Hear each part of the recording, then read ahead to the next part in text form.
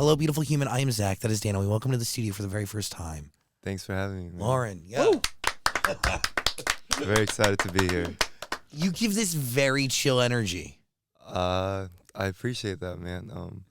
I like to think about what I say in case I say something stupid, so I try to speak slowly and kind of run it like in my head. You know what I mean? Do you have like a filter, like a system internally that you run checks and balances? I don't think it's perfect, but I do try. I think after coming out here, meeting great people, I think I've learned to kind of, socialize better. And When yeah. you're in the studio working with people, Uh-huh. are you running those ideas through a filter too, or no? Oh, no, not at all. In the studio, I'm just going at it, but usually it's just me and the boys, like just me and the band. So I don't think I need a filter to talk to them. So Do you have a filter when you're maybe writing or producing for somebody else? um, oh yeah, definitely. I think producing for somebody else is almost like the difference between like painting and like designing something. If you're making something for somebody else, then you do kind of keep that in mind, like would this work with this person, blah blah blah. But if I'm writing for myself, it's more towards just whatever I want to make like at the spot. So Okay. When you enter a studio for a session, somebody else's session, are you going in with ideas that you've had for this artist, or do you go in blank slate and kind of share as you go? I do definitely do my research, like do my part, listen to what they created before, and kind of map out like what could potentially work between us. But I do like to kind of keep it relatively spontaneous. Just we talk about music a lot, and then I hear like some of their stuff, and then I let them hear some of like my unreleased demos, and then we'll just kind of kickstart it from there. So Will you give up an unreleased demo to an artist? Like, and by the way, like we're very chill about it, but you've worked with the biggest K-pop artists on the planet, right? yes, Like I did. you've written Blackpink records, G-Dragon, like really incredible stuff. Mm. So will you give up an unreleased demo that you maybe had for you to somebody else, knowing that it could be a hit elsewhere? Damn, that's a difficult question. I think I do write songs that I feel suit myself the best. So I haven't had an instance where I felt like I made something and I was like, all right, this has to go to some person. But I do want to kind of reach that point where I can create without getting so caught up with, all right, this is something for myself. And I can kind of, create without boundaries and maybe like potentially, offer it to other people. But I'm always open to ideas, and if working with other people or like giving it to somebody else makes the song better, then I'd be 100% down to just, whatever it takes to make the song good. So The music you're making today and the stuff you performed at Coachella and the records I've heard and the EP I listened to, it is like alternative punk rock, right? Right. Oh, somewhere in that boundary, yes, Yeah. yes. I mean, not necessarily the type of music you're making for the other artists you've worked with, but what from the music you're making today for you do you carry with you in a Blackpink session? Um, Damn, that's another really good question. So I think with Blackpink, it's been more like lyrical than musical. I am like bilingual, so there's been lots of cases where, a certain demo is like written fully in English, and it's kind of important to, you know, even just like sonically, like how it's recorded to kind of carry that into the actual song, but then also like not translate, but write lyrics in a way where it makes sense with the song and makes sense with what the girls want to talk about. So I think that role was primarily what I did with the Pinks. But the track with G Dragon, that was um before my return to like sort of say like the rock and roll roots or whatever. And um I don't know, it was just a drop that I made. I thought it was really cool, and then I just kind of offered it, I guess. I just showed it to a bunch of people, and they thought it'd be suitable for GD. So it was like in the earlier days of me being a producer, and it was kind of wild to see something that I created just in my little studio turn into this big record with like one of the biggest stars in the world. So I think that was very cool. It is also life-changing, right? Yeah, definitely. I do recall like the entirety of that day, like the cab ride to the company and like waiting for the song to drop and have people like congratulate me.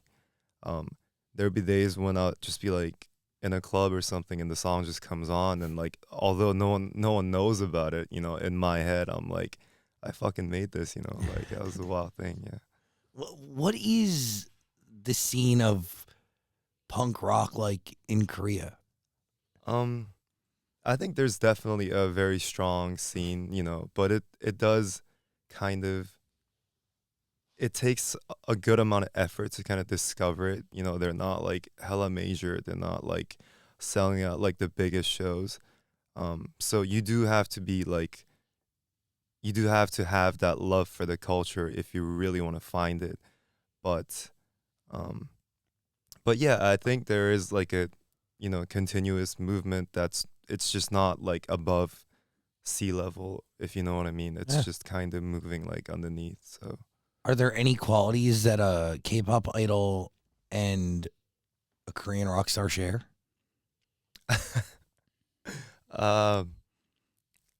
Damn. Uh, I'm actually a little unsure, but I think K-pop is definitely something that's not like very limited to any genre in specific. They vary a lot. So And I think that's like the biggest thing. Like I was hoping you would say that, right? Because K-pop is a general term that is not just for pop music. Right, Pop, right, well, pop right. music meaning popular, right? Right. Korean popular music as opposed to like what is a certain sound, right? Right. And I think it's cool how different like K-pop groups can just kind of they change their image with like every single or like every album, and I think it's that like diversity and like that fluidness or whatever to just kind of start something new every time. I think that's like a really big asset that they have.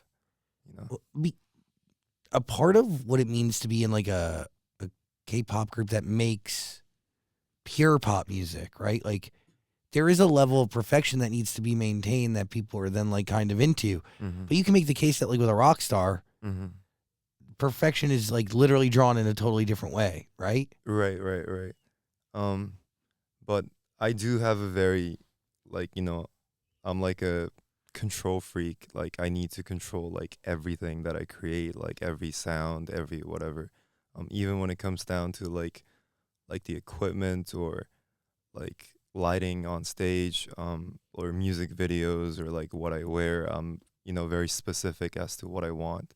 So I do feel like I am a perfectionist, quote unquote. But I do feel like there's like a certain beauty in like the rawness of rock and roll where like even if you kind of fuck up here and there, that's like part of the thing, it's part Totally. of yeah. But whereas like what people would see in their head as like a K-pop idol, totally different, right? Like the perfection is mandatory. Right. Not mandatory, but it is very Well, like, the stage show is. I Right, think right, in right, life, to right. be honest, it's gotten way more lenient and really, really fucking cool, to be honest. right. Like, I mean, somebody the other day was so confused, like Blackpink curses in their songs. I'm like, yeah. That was me. Oh yeah. I was I was Yeah, they confused did. about that. No, but I mean, I sort of thought they were gonna do it, but they put a lot of emphasis into it. They're like, I say fuck it. I'm like, oh shit, I'm going there. Like, no, but I like that. It's cool. It's cool. I think breaking boundaries between that like image and actually like being, I guess, rock stars is a movement that they're trying to do, and I think that's very cool. So Well, I think imperfection is actually perfect. And like, yeah, it's, I don't know. It's actually being people is really cool. And I think it actually is going to draw people even closer to these groups than they've ever been before. Right. And I can make the case, like, BTS has done the same thing. Like, RM came on our show talking about getting drunk and making his album. Like, when has any K-pop idol ever done that? Yeah, I mean, Dude, like, we used to get crazy notes, like, can't show knees or, like, can't fucking... Can't show knees. There's a lot of rules. You have no idea. You have no idea. Like that knee? Yeah, that exact one. This is too much. Well, it's covered technically, so you can get away That's with it. wild. Oh, it's That's ripped. wild, man. But I mean, yeah, we're like humans after all, right? I think that like organic interaction and like kind of showing who they are as just human fucking beings. I think that's where we should go. Oh yeah, and I can make the case very easily that BTS's lyrics in their, I mean, still today, but even the early stuff that got people going here in the States was based on being humans. Like they were telling stories about people and what everybody was going through, being overworked, the pressures of life and school and parents and the whole thing. They were telling real, actual stories, but it was kind of like put in this really perfect package. Right. So no, I totally feel that. Bridging the gap a little bit feels good. No, I think you're very on point. I think you're totally right. Yeah. Where's your love for rock music come from? It's hard to kind of pinpoint because even before I spoke English, even before I like moved to like an international environment, there'd be like some commercial on TV with like, I don't know, like a Simple Plan track or something, and I would just like write down like whatever I could get and try to Google it to find the song. I remember there's a song called Jump. I was just not Googling, but like searching up like, okay, Jump rock song, what is this? And it took me like a good 2 weeks to find it. Yeah, but What song was it? it was Jump by Simple Plan. Oh, was that what it was? It was called Jump, but it still took me 2 weeks. But I don't know. It's so far in the past that I can't quite recall the point where I was like, all right, this is what I want. But if you really think about it, there's no reason behind liking something, right? Mm-hmm. Like if you like burgers, then you just like burgers. You can't quite like define why. But it's always been about rock music for me. I didn't have the most euphoric experience in high school, so like kind of that entire angst and like anger or like insecurities definitely fueled, like drove me deeper into like that genre. I think emotionally, I think it's one of the most like connecting genre, and I think it's that part where it really just kind of like got to me, like I'll just like clench my fist listening to some song, like without even knowing why, but like there's just something like inside kind of, like almost like to your throat, and Yeah. like that feeling is something that I could never forget. So yeah. So does making music help you manage that or what? Explore it? Like the anxiety and Yeah. whatnot. It's weird because I feel like I should let it go. I think letting go is a very good quality to have. But it's always kind of in you, like those experiences. When you're like hella embarrassed or like you feel a type of way.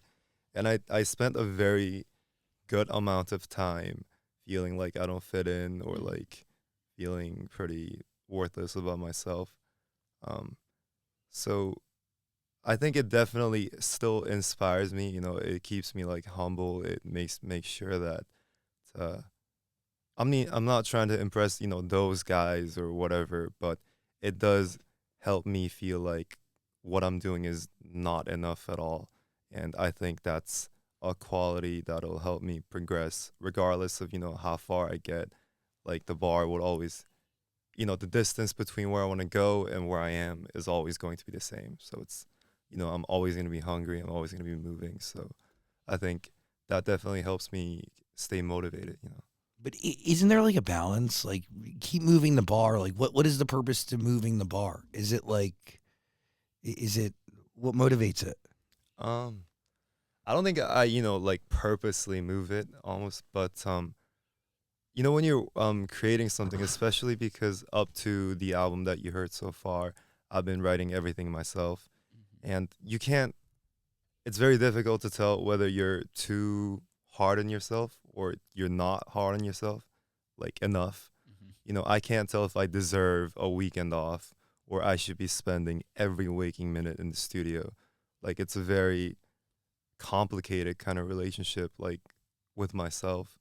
But so it's not like, I'm trying to put myself in that state where I'm just like unsatisfied, but that is just how I feel. And, I do believe in things happening for a reason. So if I feel like whatever I did so far is, as grateful as I am, not nearly enough for myself, then I think that definitely is the state to be. I'm not trying to like change that. So With this album, was there a story you were looking to tell? And by album, I mean EP. I'm sorry. no, it's like the same thing to me.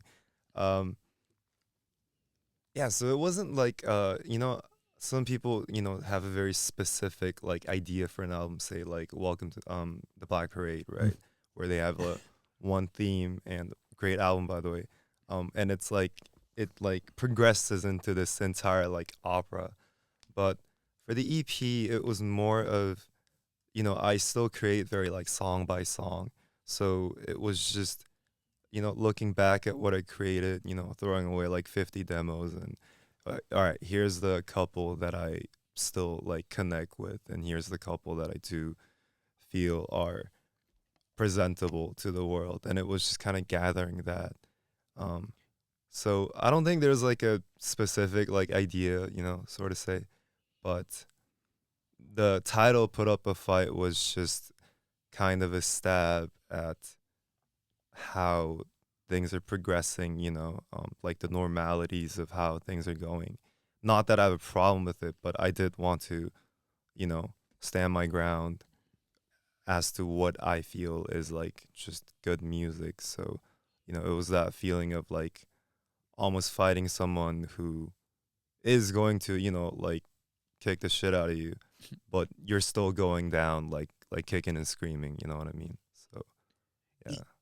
Do you prefer working song by song, or do you have a want to be able to craft something that is connected and cohesive?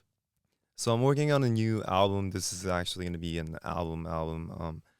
And I've started to actually progress into having like I know what the album's going to be called, like I know the underlying theme behind it, but I still feel like I might not be at the point where I can just, take an idea and write like 7 songs about it.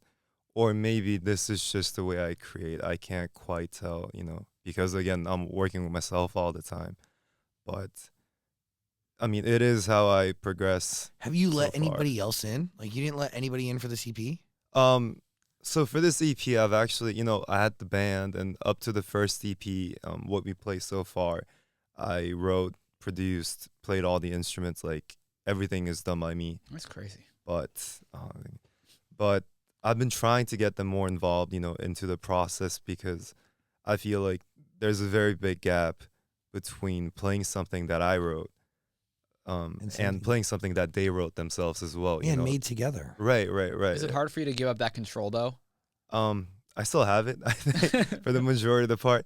But I've been doing this for a while. Even pre like LØREN days, I've been writing music for like 8-9 years. So it is kind of hard to not feel like you're running out of material.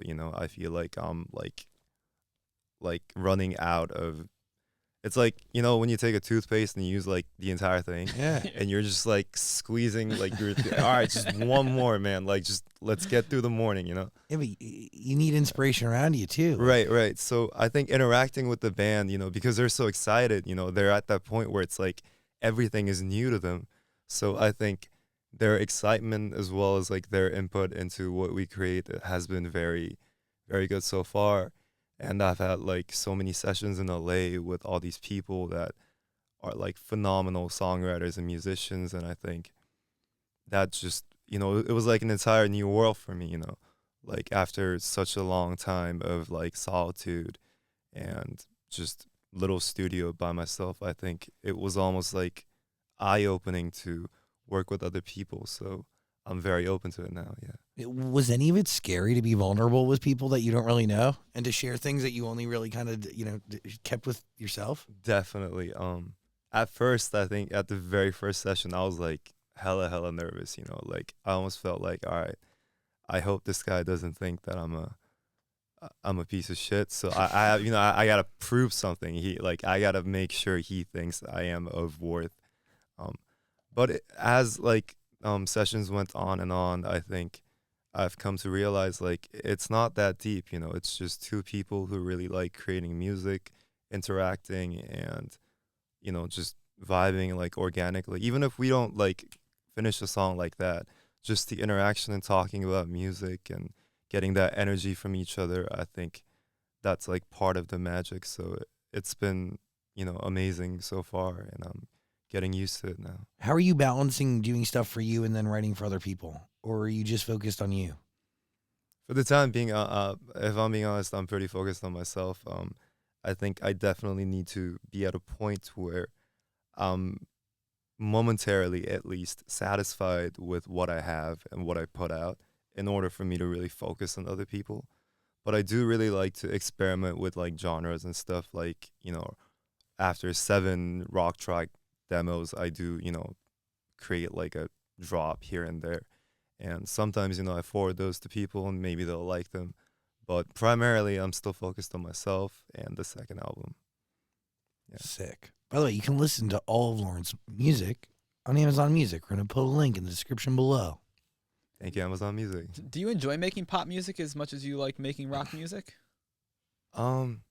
I don't think I draw, that line where it's like, all right, this is pop and this is rock. Mm-hmm.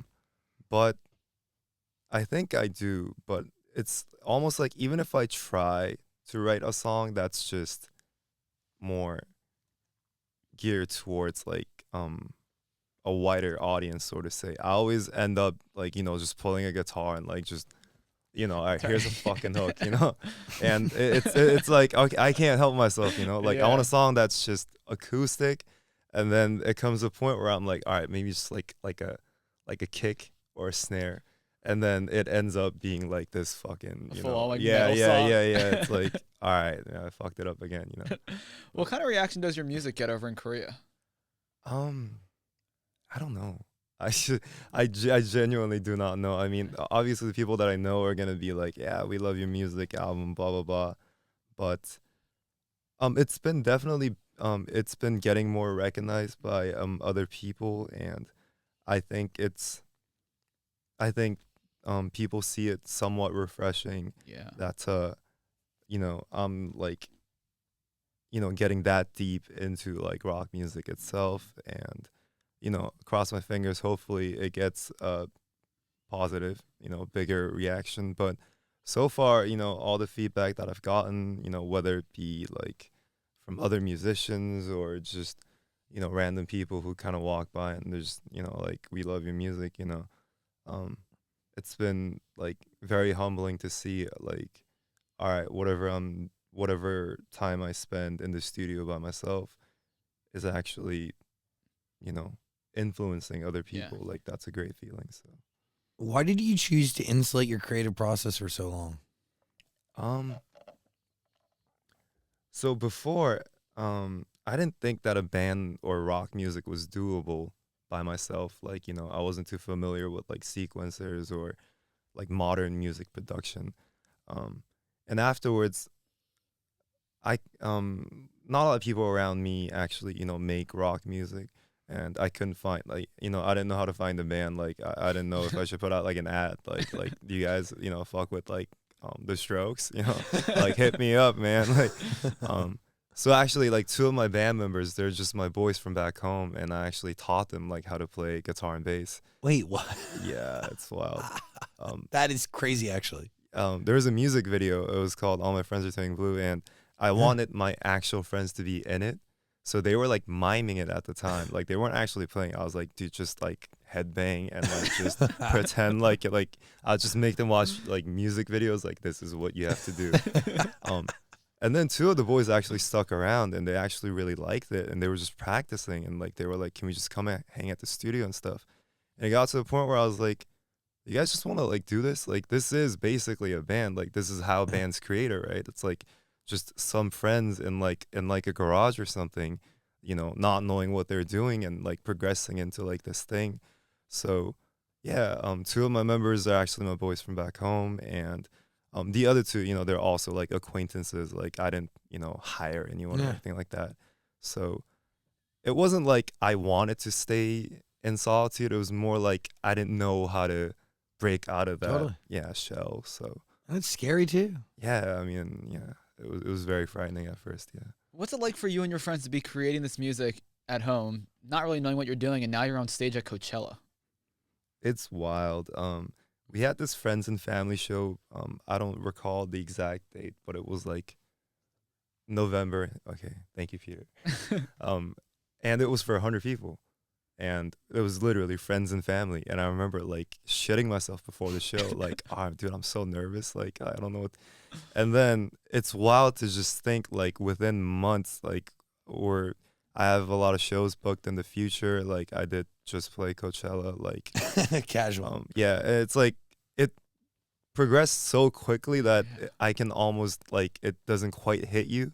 Because I'm sure if it was more gradual, I would have been like, oh shit, like this is happening. But I'm still trying to wrap my head around something that's bigger than my head, and it's been difficult, but an amazing experience for sure. Like the past few months have been literally life changing for me. So And by the way, like, it takes time. Like it's a new reality that you're getting used to. But also, I'm assuming you lean on friends for help. No, and like yes, you also have a band that's going through it with you, so Right, you're not right, right. alone. Yeah, definitely. You know, before the show, like we always just get like pumped up. We're like, dude, fuck it. Like even if we don't do good, like let's just have fun. And I also do feel like there's a certain amount of pressure on myself as well to keep it together because I know that they haven't been here as often as I am, and they haven't done this as often as I did. So, but like that amount of responsibility really helps me kind of, almost calm down and like figure out exactly what I have to do. Um, I also think I don't get nervous that easily.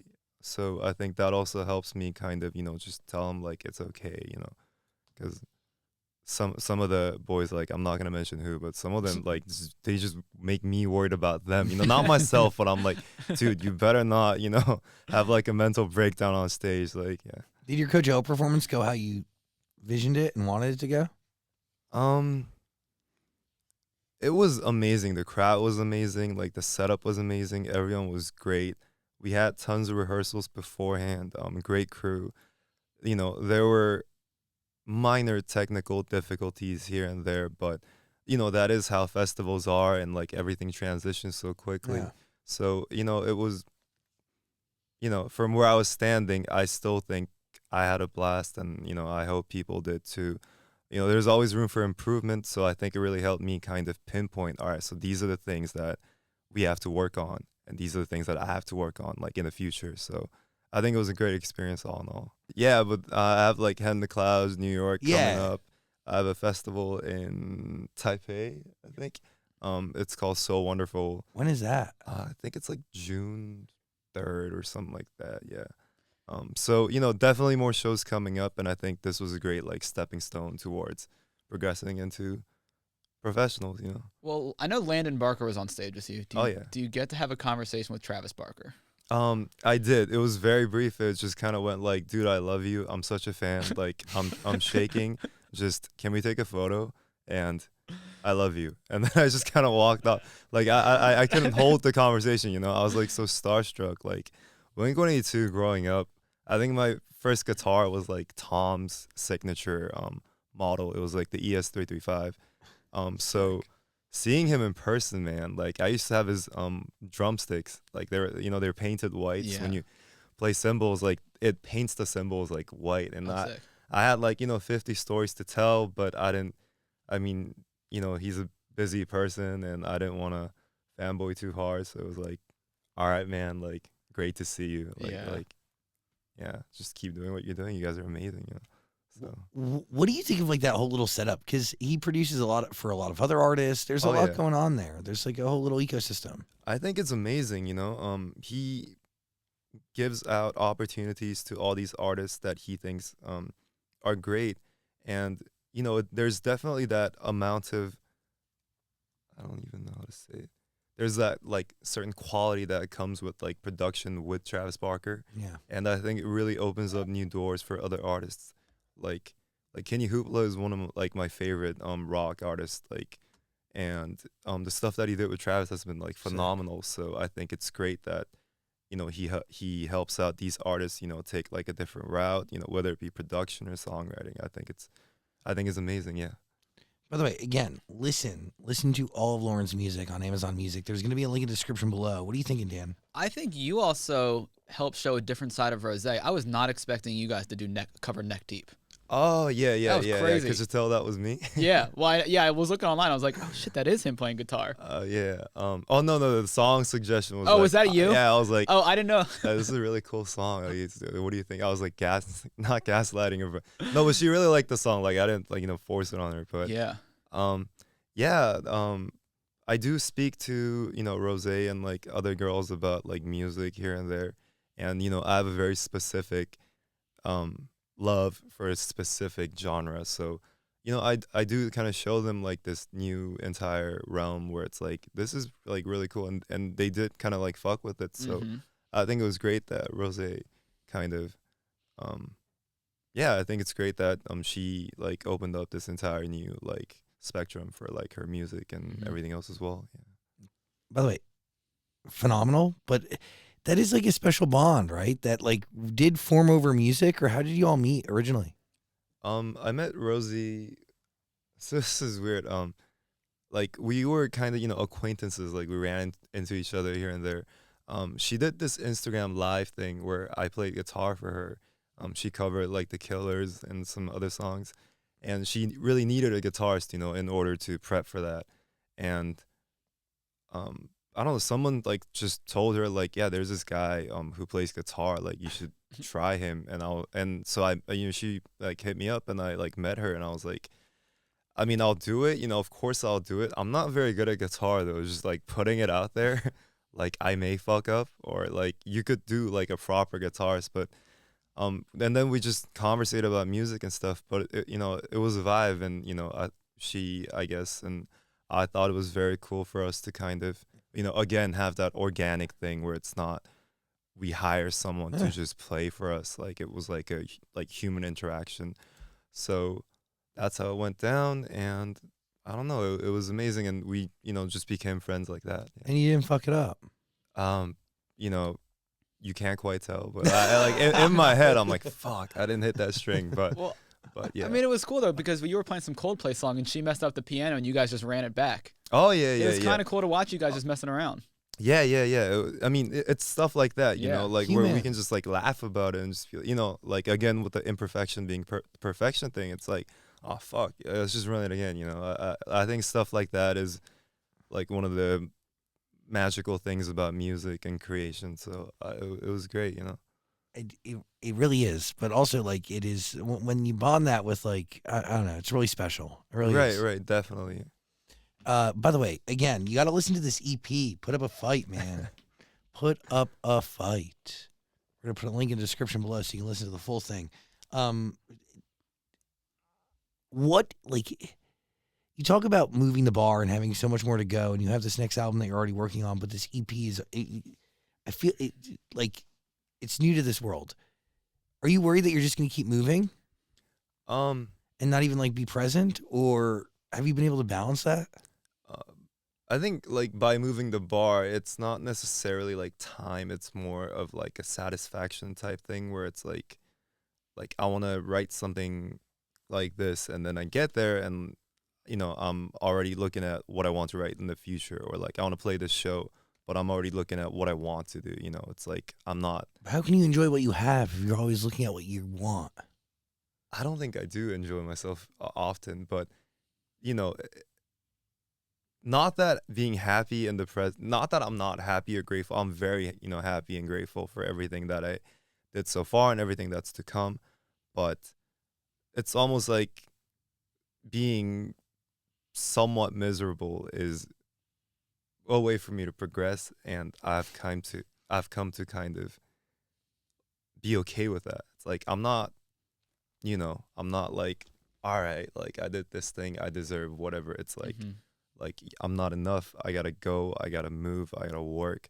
But at the end of the day, if I had to choose, I'd rather be miserable and productive than happy and kind of stoic. I don't know if that's the right word. Yeah, but I mean, content. Satisfied. Yeah.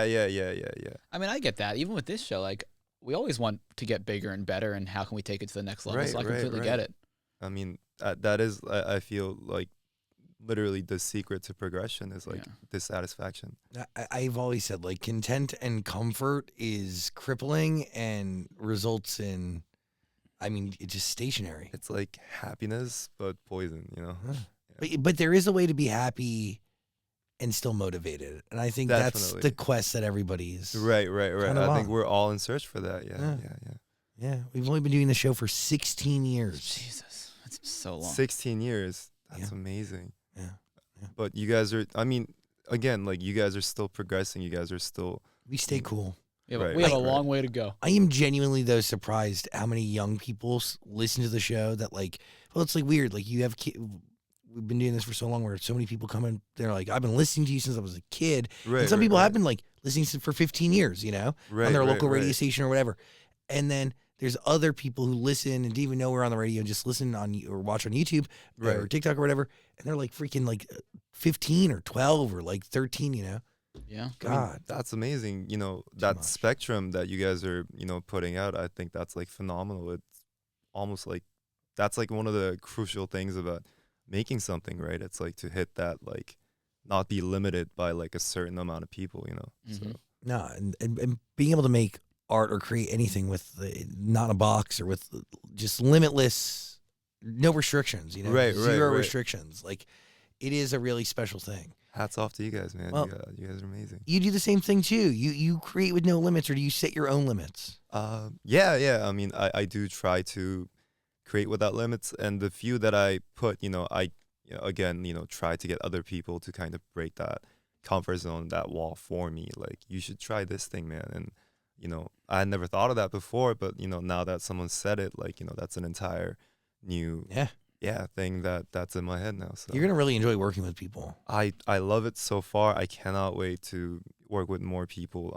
I have sessions booked like all week. I'm not trying to waste like a single day in LA. So Let's go. yeah. If anybody out there wants to work with Lauren, hit him up. Oh, please do. Like my DMs are open 24/7. Like, call me. I don't know. Like, like you can literally come to my hotel and like have like a yellow stick. Like, fuck it. Like, I'm down, man. How's the music sounding? Is it sounding different than the EP, the new music you're working on? It's definitely, so the EP is like a compilation of a good like 2-3 years worth of music, right? Okay. So it's like there are a lot of shitty underdone demos like in between, but this one has been more like in the present. Everything has been written in the last less than a year. Can I say the title of the album, or is it not? Yeah, but it's a very specific theme. We'll get it It's soon. a very specific idea. So I think, it's a lot more present, to me. Like I still feel it, and when I listen to it, like it feels like me right now. As to the EP, where it's more like a memory, like, oh, this is what I did before, and it's still special, but I do want to kind of be in the present, When did you finish the EP?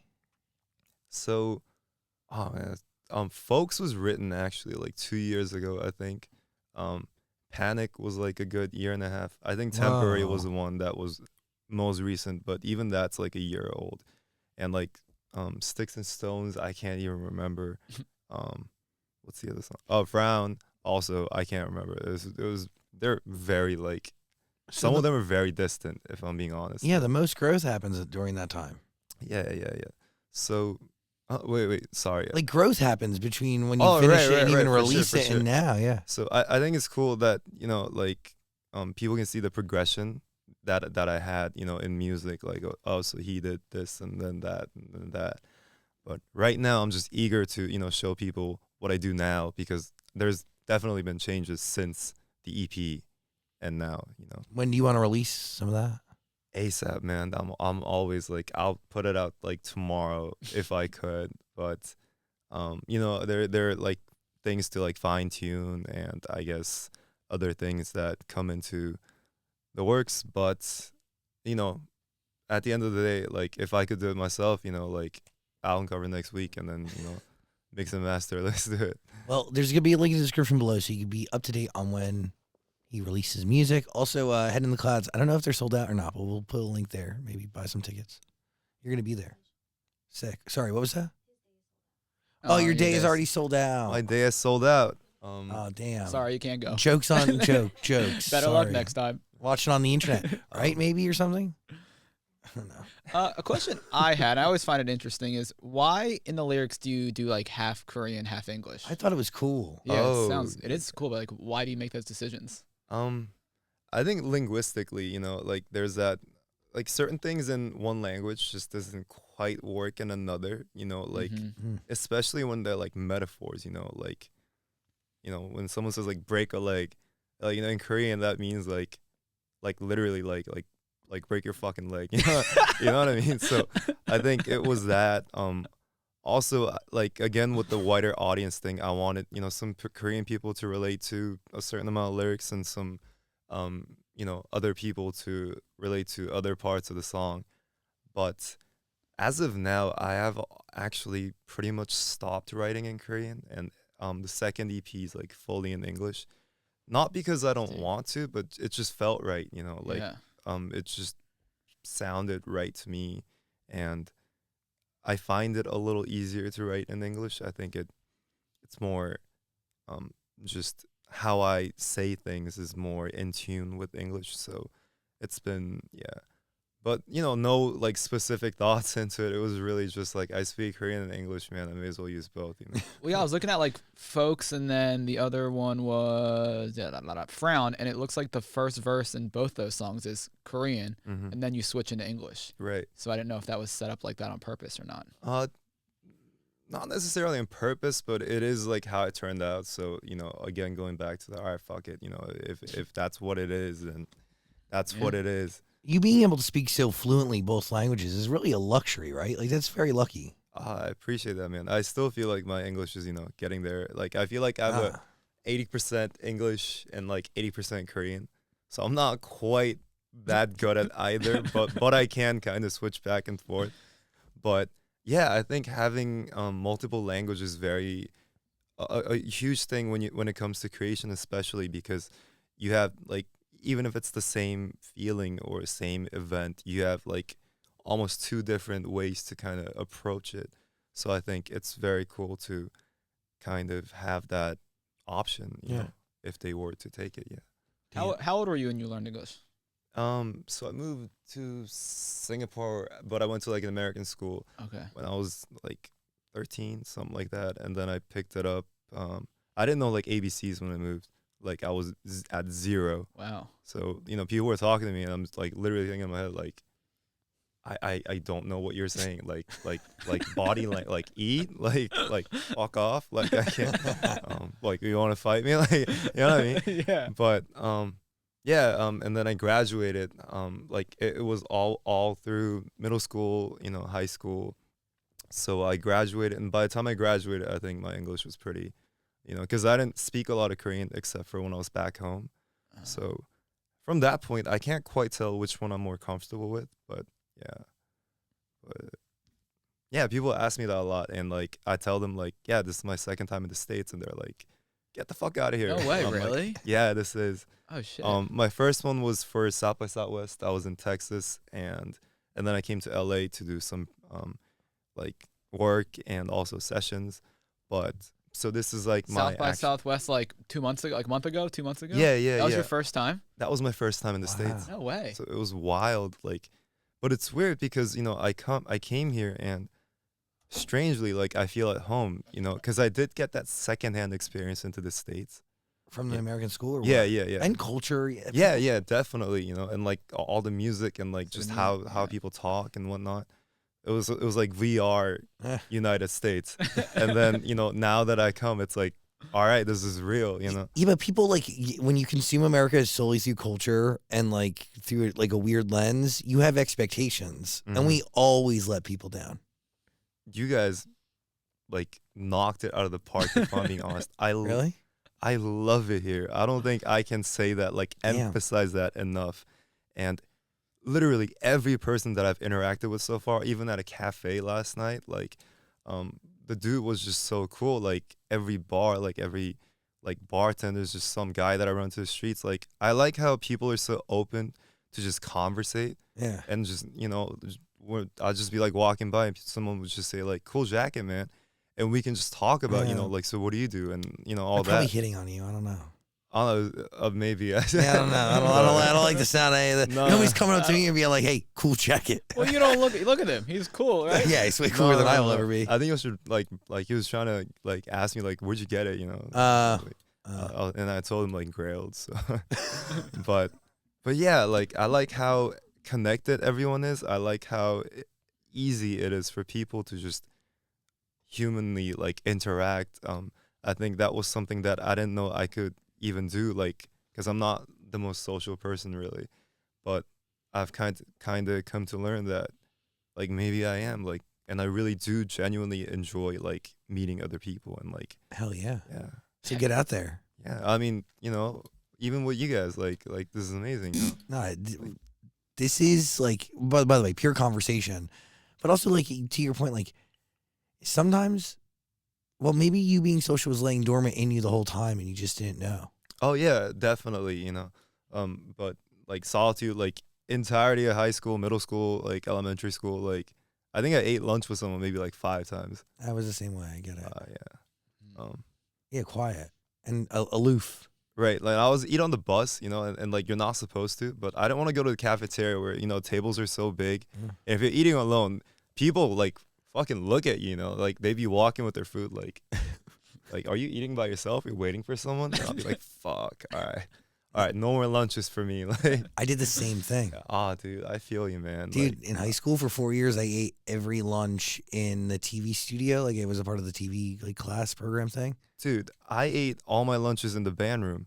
And I would actually like kick out some of the kids that are, because I was like not the head, but I was in that club or whatever for a while. So I'll just book it and just go in there with like a laptop and like watch Netflix and just eat. Dude. And then like play drums. So I'm glad we're on the same page, man. I feel you. And like here you are. That's amazing. Here you are. It is pretty fucking cool. Yeah. Everybody listen to Lauren's music. We're going to put a link in the description below. Final thoughts, Dan. I'm just saying, you're gonna love New York when you do the Head in the Clouds in New York. You're gonna love New York. Oh, we should go to that. Yeah, I mean, we're gonna start inviting ourselves to things. You guys should come. Well, you have something going on in Taiwan. I'm going to South Korea for the first time ever in May. In May. Yes. Oh, dude, hit me up. I'll like pick you up from the airport, man. Dude, show me around. I don't know what to do. Head in the Clouds. Head in the Clouds in New York is when you're in Korea. No. Yeah. Bro. No, when is it? Look at the day. We leave London and then you go. Oh shit. Bro. Wait, I don't like that. Maybe I won't go now. Maybe I'll come back. I'll get like a friend. I'll get someone who speaks like relatively English. So I'll just be like, dude, shut the fuck up. Go to the airport. Like, pick him up.